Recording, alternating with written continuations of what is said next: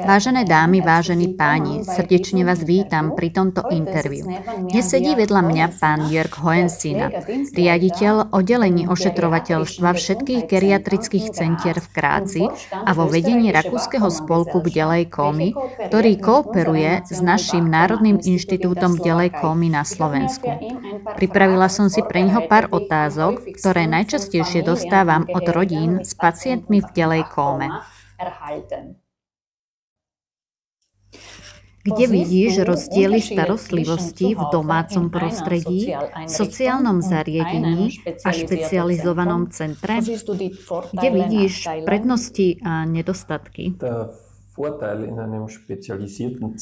Prednosti špeciálneho centra sú, že všetko je lokálne na jednom mieste, kde sú potrební profesionáli, od lekárov, ošetrovateľov, profesionálnych terapeutov. Je to logisticky na jednom mieste a môže sa pacientovi poskytnúť tá najlepšia možná starostlivosť.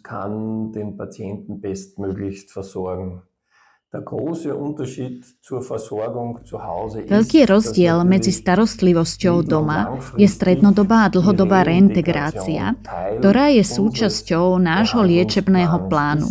Nie je nič krajšie, ako byť zase doma pri svojich milovaných. A tam samozrejme príde presne to, čo som už spomínal na začiatku. Výzvy logistiky od zabezpečenia špeciálnej výživy, lekárskej starostlivosti až po čiastočne chýbajúcu terapeutickú starostlivosť.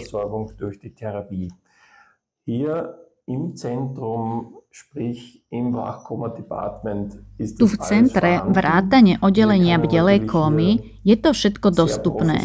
My tu môžeme veľmi profesionálne pracovať s pacientmi aj s rodinnými príslušníkmi. Doma sa upúšťa od profesionality. Ale veľký rozdiel je v tom, že to, čo ponúkajú rodinní príslušníci pacientovi doma, centrum nikdy nemôže ponúknuť. V nadväznosti na túto otázku, klinika nikdy nemôže nahradiť rodinu. A rodina nikdy nemôže nahradiť kliniku. Takže našim poslaním je na Albert Schweitz klinike v geriatrických centrách mesta Grác rodinných príslušníkov veľmi úzko prepojiť s celým procesom. Následujeme s nimi zaškolovacie koncepty, vďaka ktorým sú rodinní príslušníci u nás v Albert Schweitz tréningovom centre pripravení na ich integráciu doma s pacientom s ťažkou poruchou vnímania. Takto je zaručená starostlivosť cez rodinných príslušníkov. Ďakujem. Aké sú možnosti špecializácie tímu? Die Möglichkeit, ein Team zu spezialisieren, besteht darin, ein breites Fortbildungsangebot. Možnosť špecializácie tímu pozostáva z ponuky každoročných poskytovaných školení, špeciálne pre ľudí, ktorí sú pre danú vec zapálení, ktorým umožníme zaškolenia, vzťahujúce sa na bazálnu stimuláciu, kinestetiku, afoltaterapiu, reha-afoltaterapiu, homunculus alebo špeciálne testovacie vyšetrenia. A keď sú títo špecialisti vyučení na odborných školách alebo na univerzitách a prídu späť, môžu si zarobiť viac peňazí a môžu viesť interdisciplinárny tím.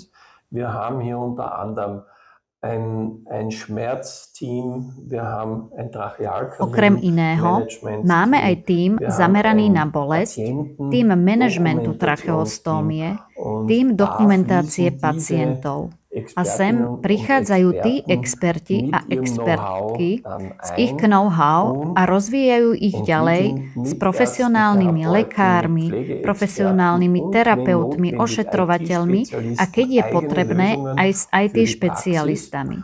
A hľadajú vlastné riešenia pre prax. A na druhej strane učí prax vývoju nových otázok, ktoré sú zase prinesené do tohto odborného tímu A od týchto expertov a expertiek sú zodpovedané alebo sú skúmané vo vedeckých databázach a následne sa koná každý týždeň výmena týchto informácií. Títo experti vedia spätne reagovať do praxe.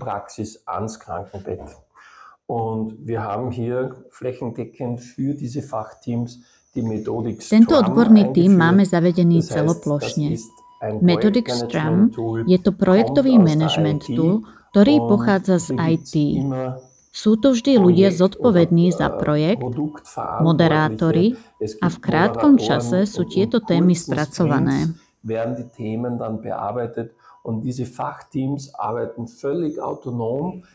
Tieto odborné tímy pracujú úplne autonómne, nie sú viazaní v žiadnej hierarchickej štruktúre. Popredí tam stojí vlastná iniciatíva, vlastná zodpovednosť. A to vytvára našim zamestnancom enormný zmysel a motiváciu.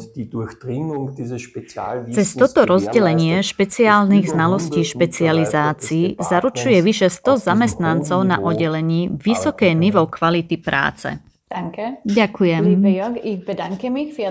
Milý Jörg, ďakujem za tvoj čas a za tie všetky informácie, ktoré sú dôležité pre všetky rodiny, ako aj pre odborný personál na Slovensku.